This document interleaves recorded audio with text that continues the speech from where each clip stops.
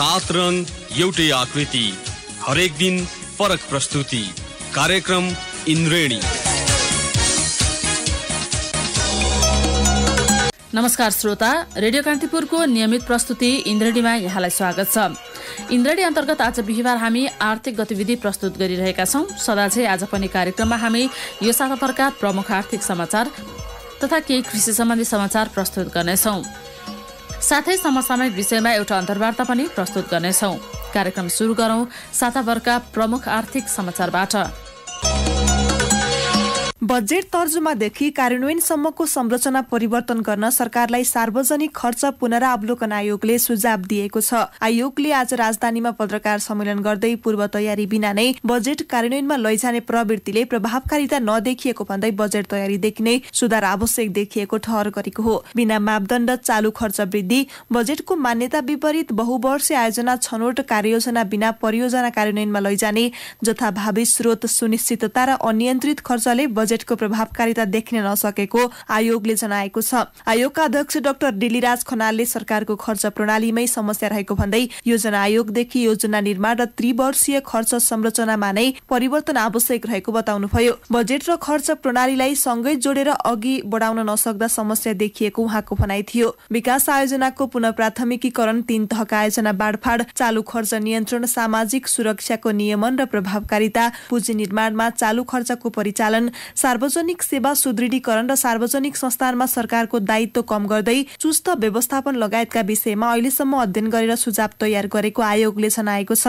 सार्वजनिक खर्च प्रणालीलाई प्रभावकारी र परिणाममुखी बनाउन आवश्यक सुधारसहित सुझाव दिन सरकारले गत भदौमा 5 सदस्यीय सार्वजनिक खर्च पुनरावलोकन आयोग गठन गरेको थियो। सरकारलाई प्रतिवेदन बुझाउन आयोगको समयावधि अझै 1 महिना बाँकी छ।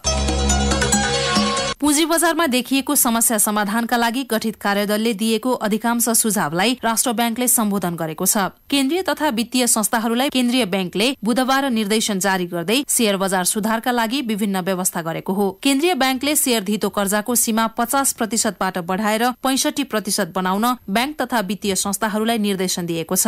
लगानीकर्ताहरूले कर्जाको सीमालाई बढाउन आग्रह गरेका थिए। यस्तै शेयरका लागि ऋण प्रवाह गर्दा जोखिम वेटेजलाई 100% कायम गर्न ब्याङ्क तथा वित्तीय संस्थाहरूलाई निर्देशन दिएको छ। यस्तै राष्ट्र ब्याङ्कले मार्जिन कलमा समेत सहुलियत दिएको छ। मार्जिन कल गर्दा मूल्य समायोजन भए लगत्तै हकप्रत तथा बोनस शेयरलाई पनि गणना गर्ने व्यवस्था गर्दै ब्याङ्क तथा वित्तीय संस्थाहरूले प्राथमिक पुँजीको 40% सम्म शेयर कर्जा प्रवाह गर्न सक्ने व्यवस्था केन्द्रीय ब्याङ्कले गरेको हो। यसै गरी ब्याङ्कहरूलाई सहायक कम्पनी खोली शेयर ब्रोकरको काम गर्न खुला गरिएको छ। अन्तर ब्याङ्क कारोबारबाट प्राप्त सापटी रकमलाई सीसीडी रेशियो गणना गर्दा स्रोत परिचालनमा समावेश गर्न सकिने भएको छ।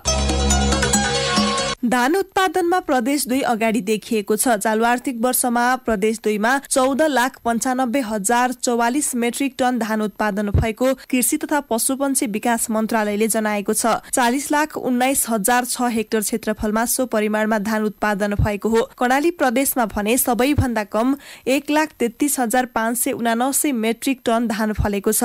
कर्णाली प्रदेशमा जम्मा 38,248 हेक्टर क्षेत्रफलमा धान खेती गरिएको थियो। यस्तै प्रदेश 1 मा 12,37,952 मेट्रिक टन, प्रदेश 5 मा 11,88,675 मेट्रिक टन, प्रदेश 3 मा 5,21,446 मेट्रिक टन, गण्डकी प्रदेशमा 4,27,689 मेट्रिक टन, सुदूरपश्चिम प्रदेशमा 6,05,625 मेट्रिक टन धान उत्पादन भएको कृषि मन्त्रालयले जनाएको छ। चालु आर्थिक वर्ष मुलुकभर 56,10,010 मेट्रिक टन धान उत्पादन भएको कृषि मन्त्रालयका सचिव युवक ध्वज जीसीले जानकारी दिनुभयो। यो गत आर्थिक वर्षको भन्दा 4,58,086 मेट्रिक टनले बढी हो। मुलुकभर 14,91,744 हेक्टर क्षेत्रफलमा धान खेती गरिएको मन्त्रालयले जनाएको छ। आवश्यकता अनुसार वर्षा हुनु, रासायनिक मलको आपूर्ति बढ्नु, प्रधानमन्त्री कृषि आधुनिकीकरण परियोजनाका 7वटा जोन र 3 सुपर जोनबाट कार्यक्रम सञ्चालन हुनु लगायतका कारण धान उत्पादन बढेको मन्त्रालयले जनाएको छ। पहिलो महिनामा मुलुकको शोधनान्तर घाटा 57 अर्ब 33 करोड रुपियाँ पुगेको छ। शोधनान्तर घाटा कार्तिक महिनामा मात्र 21 खर्ब 91 करोड रुपियाँले बढेको हो। अघिल्लो वर्षको सोही अवधिमा 2 अर्ब 40 करोड शोधनान्तर बचतमा रहेको थियो। यस्तै पेट्रोलियम पदार्थ, हवाईजहाज तथा अन्य मेसिनरी उपकरणको आयात बढेसँगै कार्तिक मसान्तसम्म 37.8% बढेर मुलुकको व्यापार घाटा 4 खर्ब 54 अर्ब 48 करोड पुगेको छ। भारत लगायतका तेस्रो मुलुकबाट 4 खर्ब 83 अर्ब 76 करोड रुपियाँ बराबरका वस्तु आयात हुँदा मुलुकबाट भने जम्मा 29 अर्ब 28 करोडको निर्यात भएको छ। यद्यपि कुल वस्तु निर्यात 11% बढेको राष्ट्र ब्याङ्कले सार्वजनिक गरेको प्रतिवेदनमा उल्लेख छ।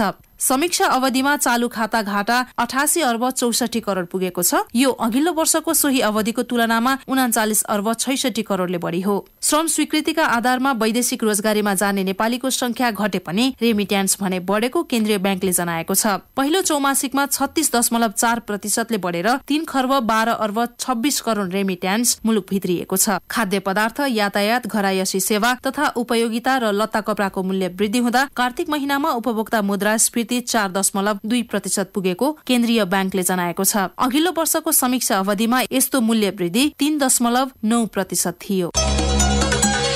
नेपाललाई लगानीको आकर्षक गन्तव्यको रूपमा प्रवर्धन गर्ने उद्देश्यले सरकारले आगामी चैत्र 15 र 16 गते अन्तर्राष्ट्रिय लगानी सम्मेलन गर्ने भएको छ। लगानी बोर्डले आज सिंहदरबारमा पत्रकार सम्मेलन गर्दै कृषिको व्यवसायीकरण, ऊर्जा, सड़क, रेल, औद्योगिक र सूचना प्रविधिका क्षेत्रलाई प्राथमिकतामा राखेर सम्मेलन गर्न लागि जनाएको हो। सम्मेलनमा नेपालमा लगानीको वातावरण, आर्थिक रूपान्तरणका लागि आगामी 10 वर्षमा विद्युत उत्पादन, सूचना तथा संचार प्रविधि मार्फत डिजिटल अर्थव्यवस्था निर्माण, यातायात पूर्वाधार निर्माण लगायतका विषयमा छलफल हुने लगानी बोर्डले जनाएको छ। नेपालको दीर्घकालीन विकासको सोचलाई उपलब्धिमा रूपान्तरण गर्न सम्मेलन आयोजना गर्न लागि अर्थमन्त्री डाक्टर युवराज खतिवड़ाले बताउनुभयो। सरकारले यसअघि 2073 सालमा लगानी सम्मेलन गरेको थियो। त्यसमा भएका उपलब्धि र सरकारले गरेको कामबारे जानकारी दिनु पनि सम्मेलनको उद्देश्य भएको खतिवड़ाले बताउनुभयो। अघिल्लो लगानी सम्मेलनपछि 2 खर्ब 75 अर्ब रुपियाँ बराबरका परियोजनाहरूका लागि समझदारी पत्रमा हस्ताक्षर भएको लगानी बोर्डले जनाएको छ।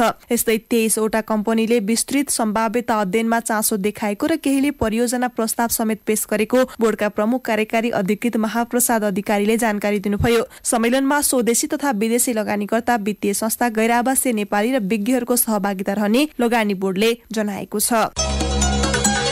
भारतले अन्तर्देशीय विद्युत व्यापार निर्देशिका संशोधन गरेपछि विद्युत व्यापारमा नेपाललाई सहज हुने भएको छ।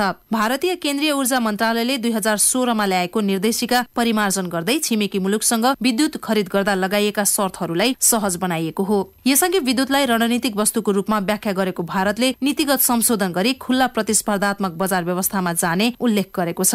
यस्तै 51% बढी भारतीय स्वामित्व भएको निजी कम्पनीबाट उत्पादित बिजुली मात्रै खरिद गर्न सक्ने व्यवस्थालाई समेत भारतीय नीतिले खारेज गरेको छ। संशोधित नीतिले भारतीय बाटो प्रयोग गरेर विद्युत बेच्न नेपाललाई अब समस्या नभएको ऊर्जा मन्त्रालयका प्रवक्ता दिनेश घिमिरेले बताउनुभयो। यसअघि सार्क इलेक्ट्रिसिटी फ्रेमवर्क अन्तर्गत भएको सम्झौता बाहिर गएर भारतले आफ्नो छुट्टै नीति लागू गरेपछि नेपालको विद्युत बिक्रीमा समस्या भएको थियो। संशोधित निर्देशिकामा भारतमा विद्युत निर्यात गर्न चाहने कम्पनी वा संस्थाले भारत सरकारले तोकेको आधिकारिक निकायबाट पूर्व स्वीकृति लिनुपर्ने भए पनि सरकारी तहमा गरिने विद्युत आयात निर्यात सम्झौताका लागि भने त्यस्तो स्वीकृति लिन नपर्ने व्यवस्था गरिएको छ।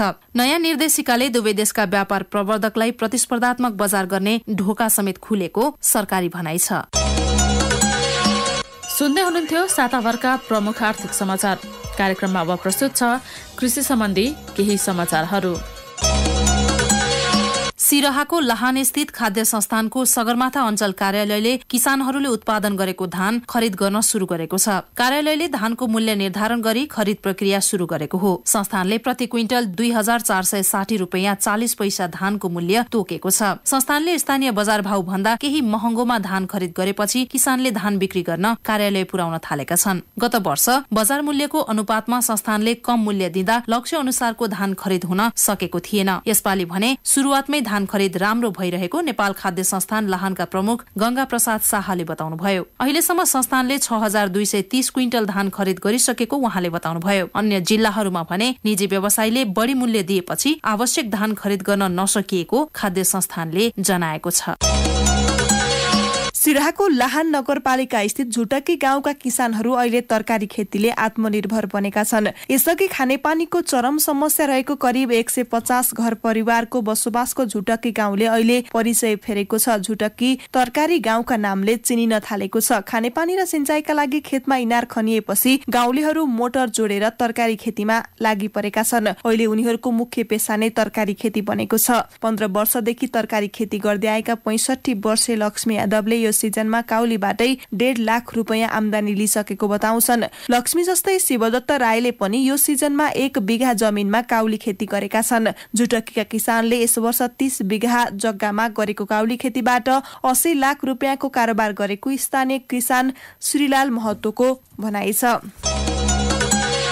उखु उद्योगीहरूले उखु क्रसिङ गर्न सुरु गरे पनि सरकारले मूल्य तोक्न आलटाल गरेको छ। उखुको समर्थन मूल्य, उखु खेती लागत खर्च मूल्य निर्धारण गर्ने दायित्व कृषि, अर्थ र उद्योग मन्त्रालयको हो। यी मन्त्रालयबाट मूल्य तोक्न ढिलाइ भएको छ। सरकारले मूल्य नतोक्दा किसानहरू सस्तो मूल्यमा बिक्री गर्न बाध्य छन्। नेपाल उखु उत्पादक महासंघका अध्यक्ष कपिल मुनि मैनालीले भन्नुभयो, उद्योगीहरूले 380 रुपैयाँ भन्दा बढी दिन नसक्ने बताउँदै आएका छन्। सिंचाई र पानी नहुँदा उखु सुक्न थालेका छन्। किसान आत्तिन थाले, सरकारले टुङ्गो लगाइदिए हुने। मैनालीका अनुसार कृषिले उखु उत्पादन लागत मुनाफा सहित जोडेर 118 निकालेको छ। सो निर्णय मन्त्रालयमा सीमित छ। व्यापारीहरूले कम मूल्य दिएका छन्। महासंघका अनुसार उखुको समर्थन मूल्य मंसिर महिनासम्म तोकिसक्नुपर्छ। पुसमा क्रसिङ सुरु हुन्छ। सरकारले ढिलाइ गर्दै आएको छ। जानकारका अनुसार केही उद्योगले प्रति क्विन्टल 385 रुपैयाँमा क्रसिङ सुरु गरिसकेका छन्। गत वर्षको तुलनामा मूल्य कम हो। सरकारले गत आर्थिक वर्षमा प्रति क्विन्टल 536 रुपैयाँ तोकेको थियो। अघिल्लो वर्ष क्रमशः 531, 444, 461 र 476 रुपैयाँ निर्धारण गरेको थियो।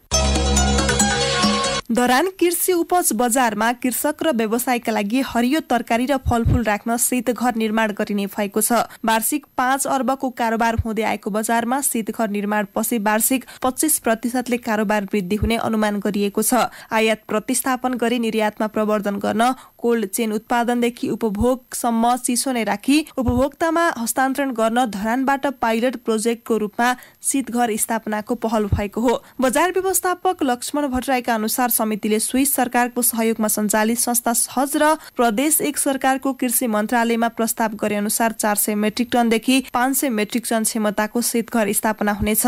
यसअघि बजार व्यवस्थापन समितिले तत्कालीन कृषि मन्त्रालय अन्तर्गतको बजार विकास निर्देशनालय हरिहर भवनमा 3000 मेट्रिक टनको शीत भण्डार स्थापनाका लागि प्रस्ताव गरेको थियो। त्यसबेला सरकारले 50% अनुदान दिने र बाँकी रकम उपभोक्ताले बेहोर्नु पर्ने शर्त राखिएको थियो। ठूलो मात्रामा शीत भण्डारणका लागि कम्तीमा 15 करोड रुपियाँ लाग्ने र त्यसको आधा रकम उपभोक्ताले बेहोर्न नसक्ने भएपछि सरकारसँग गर्ने भनिएको साझेदारी कामबाट पछि हटेको थियो। 400 मेट्रिक टनको शीत घरका लागि अनुमानित लागत अनुमान करिब 2 करोड 25 लाख रुपियाँ लाग्ने बताइएको छ। ताप्लेजुङका किसानका अलैँची व्यापारीले आफ्नो गोदाममा थन्काएका छन्। दरभाउ नगरी किसानले व्यापारीलाई दिएका हुन्। किसानसँग भण्डारण गर्ने ठाउँ नभएर व्यापारीलाई बोलाएर अलैँची दिई पठाएका हुन्। अलैँची व्यवसायी बालमणी बरालका अनुसार 2वटा गोदाम अलैँचीका बोराले भरिएका छन्। 450 बोरा रहेको गोदाममा अब थप्ने उपाय छैन, न त अर्को गोदाम लिने अवस्था छ। 2 ट्रक अलैँची झापा बिर्तामोड पठाइसकेका छन्, त्यहाँ पनि गोदाममै राखिएको छ। यी सबै अलैँची गाउँका किसानले बिक्रीका लागि ल्याएका हुन्। किसानले सहरका साहुलाई ल्याएर आफ्नो पसिनाको फल जिम्मा लगाएका छन्, तर भाउ काटेका छैनन्। कृषि सम्बन्धी समाचार तथा आर्थिक समाचार यहाँहरूले सुनिहाल्नुभयो। कार्यक्रममा अब भने पालो भएको छ ब्रेकको। ब्रेक पछाडि कार्यक्रमको दोस्रो खण्डमा हामी भूकम्पपछिको पुनर्निर्माण सम्बन्धमा प्राधिकरणका प्रवक्ता मनोहर घिमिरेसँग गरिएको कुराकानी लिएर उपस्थित हुनेछौँ। ब्रेकपछि यहाँहरूलाई पुनः स्वागत छ। यहाँहरू सुन्दै हुनुहुन्छ कार्यक्रम इन्द्रेडी अन्तर्गत आज बिहिबार हामी आर्थिक गतिविधि प्रस्तुत गरिरहेका छौँ। सदा चाहिँ आज पनि कार्यक्रमको पहिलो खण्डमा यहाँहरूले साताभरका प्रमुख आर्थिक समाचार तथा कृषि सम्बन्धी केही समाचार सुनिहाल्नुभयो। कार्यक्रममा अब प्रस्तुत छ एउटा अन्तर्वार्ता। राष्ट्रिय पुनर्निर्माण प्राधिकरणले आगामी 2 वर्षभित्र पुनर्निर्माणसँग सम्बन्धित सम्पूर्ण काम सम्पन्न गरिसक्ने दावी गरेको छ।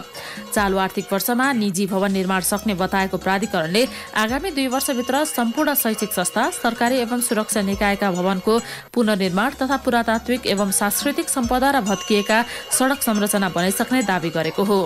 पुनर्निर्माणको काम पछिल्लो समय तीव्र गतिमा अघि बढेको भन्दै प्राधिकरणका कार्यकारी प्रमुख CEO सुशील ग्यामालीले प्राधिकरणले आफ्नो समयभित्र काम सम्पन्न गरिसक्ने दावी गर्नुभएको छ। यसै सन्दर्भमा आज हामीले 2 वर्षमा पुनर्निर्माण सम्बन्धी सबै काम सम्पन्न गर्ने आधार के हो भनी प्राधिकरणका प्रवक्ता मनोहर घिमिरेलाई सोधेका छौं।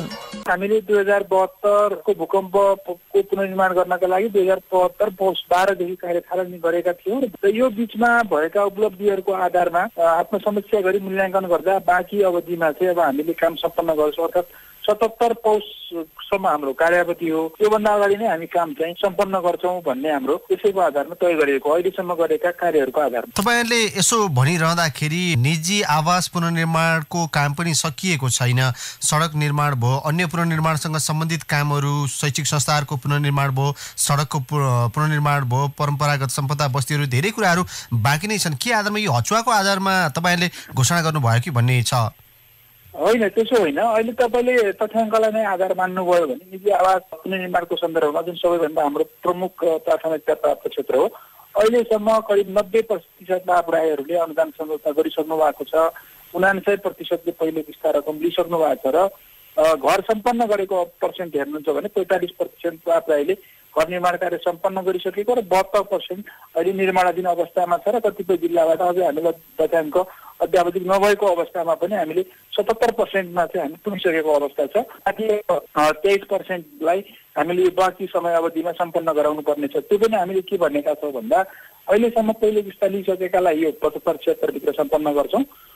बाँकी जो जोखिमयुक्त स्थानका हुन् थपिनेहरूलाई आगामी आर्थिक वर्षभित्र सम्पन्न गर्छौँ र विशेष परिस्थितिका विपरीत बस्ती विकास गर्नुपर्नेहरूलाई अर्को बाँकी अवधिमा सक्छौँ भनेर भनेका छौँ। त्यस्तै शैक्षिक संस्थाको सन्दर्भमा पनि हाम्रो प्रगति उत्साहप्रद नै छ। ती सबै कुराहरूलाई आधार मानेर नै हामीले यो लक्ष्य निर्धारण गरेका हौँ। यसलाई हचुवाको भरमा भनेर चाहिँ त्यसरी भनिहाल्नु चाहिँ मिल्दैन, किनभने शैक्षिक संस्थाको अवस्था हेर्नुहुन्छ भने पनि हामीले निर्माण गर्नुपर्ने 7,553 मध्ये अहिले हामीले 4172 अर्थात् 55% विद्यालयहरू सम्पन्न गरिसकेका छौँ र यो आर्थिक वर्षभित्र 77% विद्यालयहरू बनाउँछौँ। त्यो किन बनिरहेका छौँ भने अहिले 1921 विद्यालयहरू बन्ने क्रममा छन्।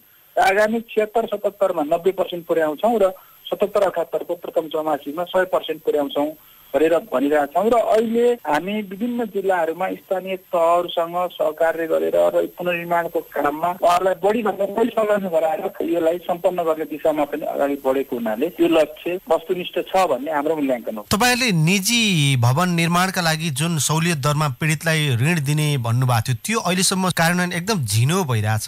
यसले गर्दाखेरि तपाईँहरूको लक्ष्यलाई प्रभाव पार्दैन? तपाईँले उठाउनु भएको कुरा अब यसो हो, पहिला हामीले जुन 2 प्रकारका ऋणहरूको व्यवस्था गरेका थियौँ र त्यो के भने हाम्रो असलमा सन्तबाट त्यो खारेज भइसकेको छ र अहिले हामीले नयाँ सहुलियत ऋणको व्यवस्था गरेको छौँ 3 लाख रुपियाँ 5 वर्षको लागि र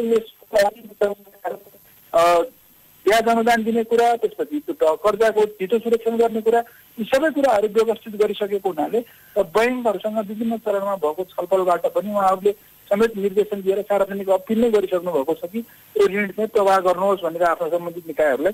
त्यसकारण यो सुविधा चाहिँ ऋणीहरूले अर्थात् पीडितहरूले प्राप्त गर्नुहुन्छ भन्ने हाम्रो बुझाइ छ र यसबाट जति पनि पीडितहरूले घर बनाउन नसक्नु भएको अवस्था छ, घर बनाउनलाई रकम अभावको कारण उहाँहरूले चाहिँ यो बनाउनुहुन्छ भन्ने हाम्रो बुझाइ हो। काठमाडौँको धरहरा, रानीपोखरी लगायत ऐतिहासिक थुप्रै सम्पदाहरू बन्ने टुङ्गो लागिसकेको छैन, यसको अवस्था के हुने? काम भएको छैन भन्न मिलेन। त्यस्तै काष्ठमण्डपको पनि काम अगाडि बढिसकेको छ। हामीले गद्दी बैठक लगायतका विभिन्न मन्दिरहरूको निर्माण कार्य सम्पन्न, कृष्ण मन्दिर लगायतका काम हामी चाँदो नारायण लगायतका काम सम्पन्न गरेछौँ। रानीपोखरीको सन्दर्भमा हो भने यो जस्ता विवादहरू विगतमा भए त्यसलाई टुङ्गोमा पुर्याइसकेको छ र अब महानगरपालिकाले त्यो काम चाहिँ अगाडि बढाइसकेका छ। संख्यात्मक रूपमा भन्ने हो भने 753वटा हाम्रो प्राकृतिक सम्पदाहरू हुन्। त्यो मध्ये अहिलेसम्म हामीले 201वटा चाहिँ सम्पन्न गरिसकेको अवस्था छ र अहिले 309वटा बनिरहेको छन्। त्यसरी हेर्दाखेरि यो आर्थिक वर्षभित्रमा हामी 50% सम्पन्न गर्छौँ। आगामी आर्थिक वर्षभित्र 75% र 77-78को प्रथम चौमासिकमा 100% भनेर हामीले लक्ष्य लिएका छौँ। यसो भनिरहँदा म फेरि पनि के भन्न चाहन्छु भने हामीले सबैभन्दा प्राथमिकता दिएको भनेको निजी आवास पुनर्निर्माण भएको हुनाले केही अन्य पुनर्निर्माणकोमा अलिकति गति सुस्त भएको देखिन सक्छ, तर त्यो पनि अहिले चाहिँ तीव्र गतिमा अगाडि बढिरहेको छ। पञ्चवर्षीय योजना अन्तर्गत चाहिँ 9 खर्ब 38 अर्ब रुपियाँ हाराहारीको बजेट अनुमान गरिएको छ र त्रिबीचमा दाताले जुन 4 खर्ब 10 अर्ब रुपियाँ बराबरको प्रतिबद्धता जनाए त्यसमा पनि अहिलेसम्म जम्मा 2 खर्ब 62 अर्ब रुपियाँ मात्रै सम्झौता भएको छ। सरकारको बजेट पनि त्यो अनुसारको आइसकेको छैन। यस्तो अवस्थामा यो रकम प्राप्त गर्ने कुरालाई चाहिँ तपाईँले कसरी लिनु भएको छ? अब यसो छ, जुन दाता सम्मेलनमा हामीलाई 410 अर्ब रुपियाँ तपाईँले पनि भन्नुभयो त्यो प्रतिबद्धता भएको हो। त्यसमध्ये 67 अर्ब चाहिँ त्यतिखेरको तत्कालिक राहत तथा उद्धारमा खर्च भएको थियो र एक्चुअल प्रतिबद्धता चाहिँ 343 अर्ब मात्रै भयो।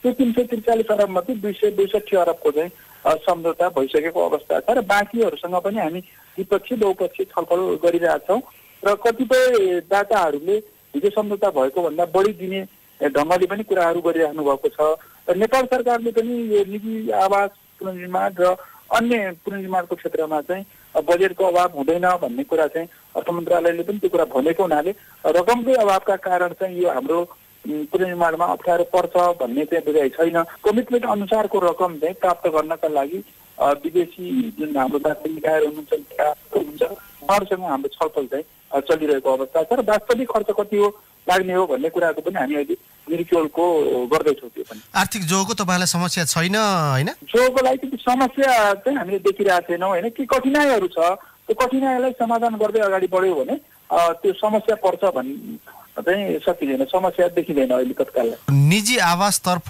पीडित कतिपय चाहिँ नक्कली पीडित बनेर रकम लिएको भन्ने गुनासोहरू पनि पछिल्लो समय व्यापक आउन थाल्यो। तपाईँले निर्देशक समितिको बैठकबाटै त्यो रकम फिर्ता लिने पहल पनि सुरु गर्नुभयो, तर आइसकेको अवस्था छैन। यो विषयमा चाहिँ तपाईँले कसरी छानबिन गरिरहनु भएको छ? यो हाम्रो गएको भाद्र 21 गते बसेको जुन निर्देशक समितिको बैठक छ त्यसले त्यसको अनुसार हामीले 3 महिनाको समयावधि दिएर सार्वजनिक सूचना प्रकाशन गरेको छौँ र सम्पूर्ण व्यक्तिहरूलाई स्वेच्छापूर्वक गलत विवरण दिएर झुटो विवरण दिएर लाभग्राहीमा सूचीकृत हुनुभएको छ भने रकम फिर्ता गर्नुहोस् भनेर अनुरोध गरेका छौँ र यसमा अहिले धेरै चासो देखिएको छ। म अहिले विभिन्न जिल्लाहरूमा घुम्दै गर्दा पनि जिल्लामा पनि विभिन्न पालिकाका प्रमुखहरूले स्थानीय व्यक्तिहरूले धेरैले चासो राख्नुभएको छ, तर फिर्तै गरिसकेको अवस्था चाहिँ अलि कम नै देखिन्छ। केही सीमित सङ्ख्यामा फिर्ता पनि भएको छ। यसले धेरै व्यक्तिहरूलाई चाहिँ फिर्ता गर्नुपर्छ भन्ने चेतना दिएको छ र अझै केही दिन समय बाँकी भएको हुनाले उहाँहरू फिर्ता गर्नुहुन्छ भन्ने हामीले आशा राखेका छौँ। यदि उहाँहरूले स्वस्फूर्त रूपमा फिर्ता गर्नु भएन भने प्राधिकरणले फरक ढङ्गले एउटा विशेष अभियानकै रूपमा यो रकम चाहिँ फिर्ता गराउँछ र यसमा स्थानीय तहलाई पनि जिम्मेवार बनाएर उहाँहरूको सहयोग लिएर हामी यो रकम चाहिँ फिर्ता गर्छौँ। सुन्दै हुनुहुन्थ्यो राष्ट्रिय पुनर्निर्माण प्राधिकरणका प्रवक्ता मनोहर घिमिरेसँग गरिएको यो कुराकानी। हवस् त श्रोता, यिनै प्रसङ्गसहित आर्थिक गतिविधि समेटिएको इन्द्रणी आजलाई यति नै। फरक विषयवस्तु सहितको इन्द्रणी लिएर भोलि पुनः उपस्थित हुने नै छौँ। अहिलेलाई भने न्युज डेस्कका सम्पूर्ण सहकर्मी सहित साथी अनिल र म प्रतीक्षा बिदा हुन्छौँ। नमस्कार, शुभरात्रि।